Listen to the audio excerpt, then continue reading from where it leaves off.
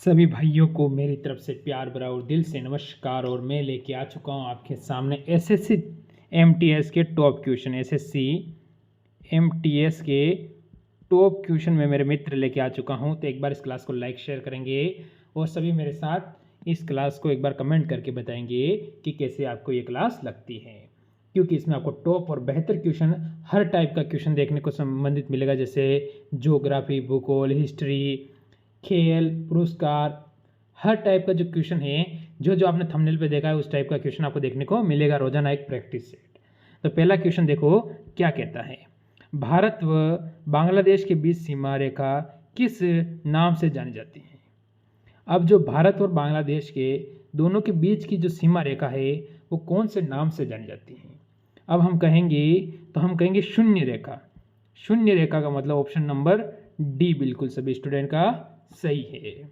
आगे चलो, भारत की सबसे छोटी अंतर्राष्ट्रीय सीमा किस देश के साथ लगती है। भारत की जो सबसे छोटी अंतर्राष्ट्रीय सीमा है वो कौन से देश के साथ लगती है, ये आपको बताना है। तो यहाँ से मेरे स्टूडेंट कमेंट करेंगे कि आपका उत्तर क्या होगा।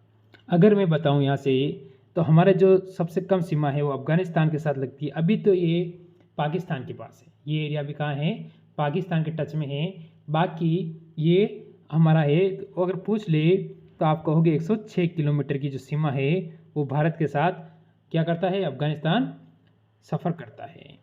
आगे बढ़ो, भारत का कौन सा राज्य बांग्लादेश के तीनों ओर से घिरा हुआ है। भारत का एक ऐसा राज्य है जो बांग्लादेश से तीनों ओर से घिरा हुआ है, यानी सभी तरफ। जैसे एक छोटा सा राज्य है, मैं बता दूं आपको, जैसे ऐसा राज्य है, ठीक है, और इस तरफ से पूरा ही बांग्लादेश उसके सामने लगा हुआ है, बस ये ऊपर वाला हिस्सा ही खाली रह जाता है। तो अब आप बताएंगे कि ऐसा राज्य कौन सा है। अब यहाँ से मेघालय, त्रिपुरा, मिजोरम, असम। तो मेरे सारे स्टूडेंट कहेंगे sir Assam, option number B हमारा बिल्कुल सही रहेगा।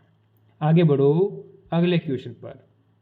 भारत की सर्वोच्च पर्वत शिखर K2 हिमालय किस श्रेणी में स्थित है।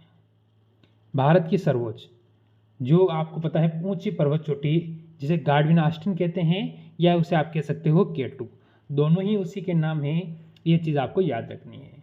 अब ये पूछा है श्रेणी में स्थित है, तो कौन सी श्रेणी है, तो कराकोरम, ये आपको ध्यान रखना है। ऑप्शन नंबर ए यहाँ से बिल्कुल सही रहेगा। बढ़ जाओ अगले क्वेश्चन की ओर।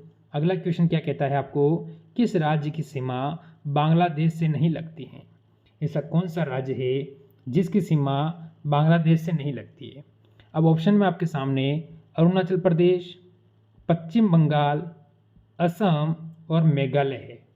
तो मेरे स्टूडेंट मैं आपको बता दूं, सिर्फ एक ही राज्य ऐसा है जिसकी सीमा बांग्लादेश से नहीं लगती है, बाकी 3 की लगती है।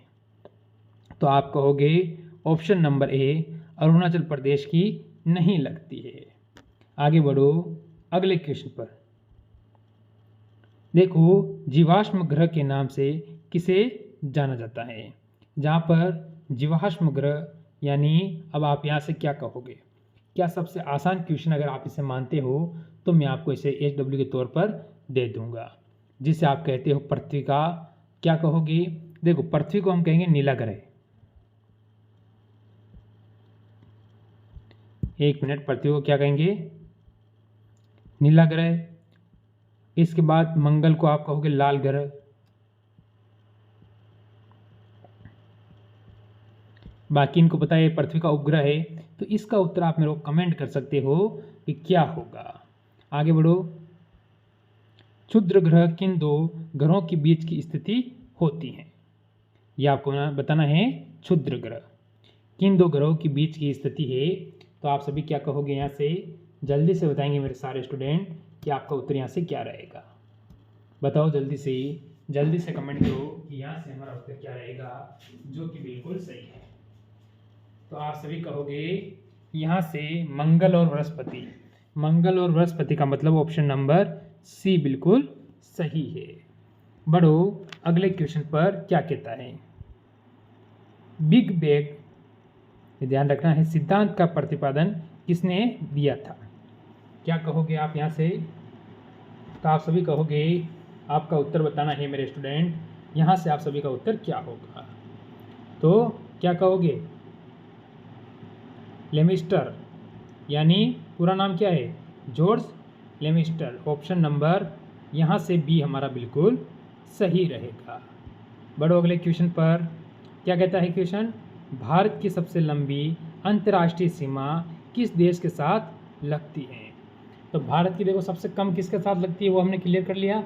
चलो ठीक है, अब बताओ सबसे ज़्यादा किसके साथ लगती है, वो आपको बताना है। तो आप क्या कहोगे?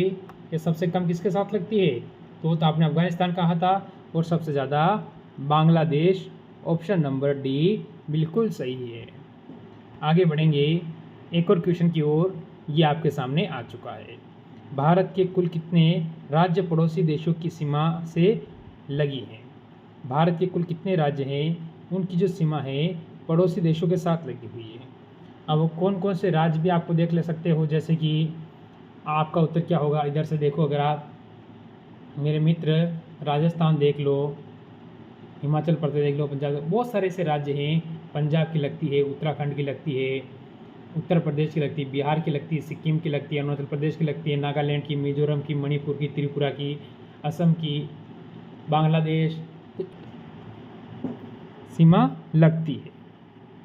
तो आप क्या कहोगे? आप सभी कहोगे ऑप्शन नंबर सी 16 राज्यों की। आगे बढ़ो अगले क्वेश्चन पर। क्षेत्रफल की दृष्टिकोण से भारत का सबसे बड़ा केंद्र शासित राज्य कौन सा है?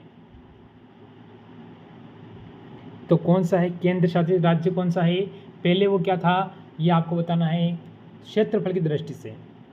अब केंद्र शासित राज्य पूछा है आपसे, जो केंद्र में भी होता है और राज्य भी है। तो यह था यानी पहले।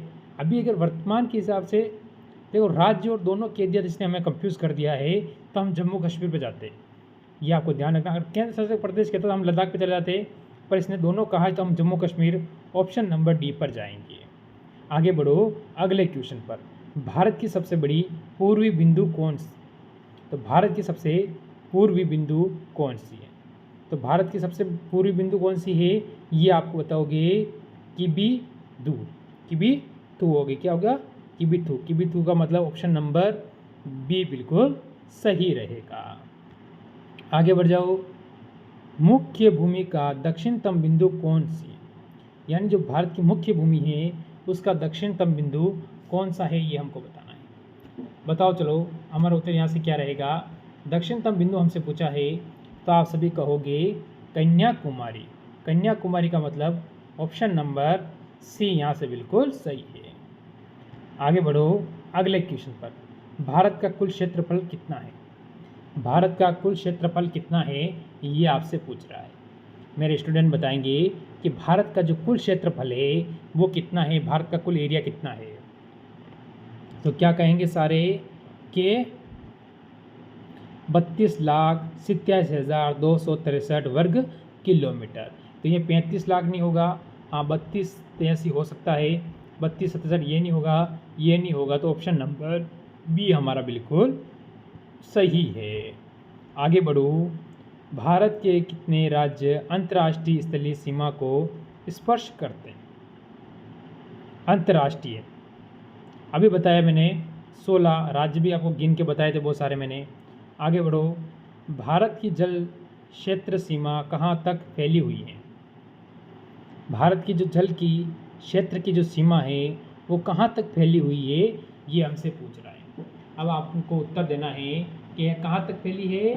तो आप कहोगे 12 समुद्री मील। ऑप्शन नंबर बी हमारा बिल्कुल सही है। आगे बढ़ जाओ अगले क्वेश्चन पर।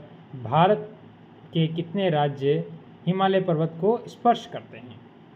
भारत के ऐसे कितने राज्य हैं जो हिमालय पर्वत को स्पर्श करते हैं? जैसे कि अब आप इसमें उत्तराखंड, हिमाचल प्रदेश, ये ऐसे राज्य जैसे सिक्किम है, तो ये क्या हिमालय को स्पर्श करते हैं?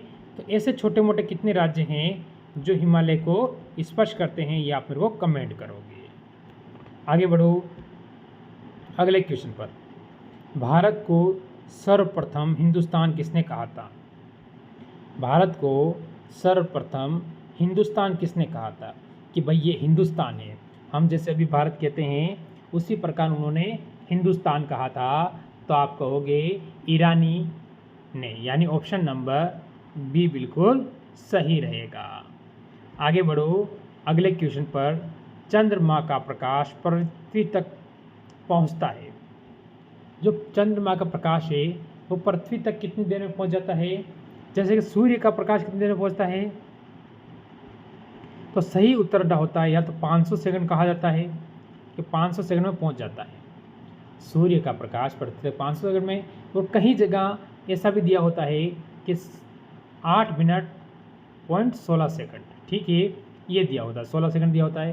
पर हमें पूछा है चंद्रमा का, तो चंद्रमा का 1.3 सेकंड, ठीक है, 1.3 सेकंड में यहाँ पहुँचना है 30 सेकंड होगा, या क्या होगा 30 सेकंड होगा।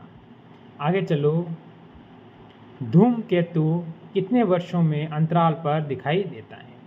एक धूमकेतु होता है ग्रह, वो कितने समय में दिखाई देता है ये आपको बताना है। तो धूमकेतु कितने समय में दिखाई देता है? 70 वर्ष, 76 वर्ष, 80 वर्ष, 85 वर्ष। तो हम कहेंगे ऑप्शन नंबर बी कितने वर्ष में दिखाई देता है? बताओ, 76 वर्ष में। आगे बढ़ो, सूर्य का प्रकाश पृथ्वी तक पहुंचता है।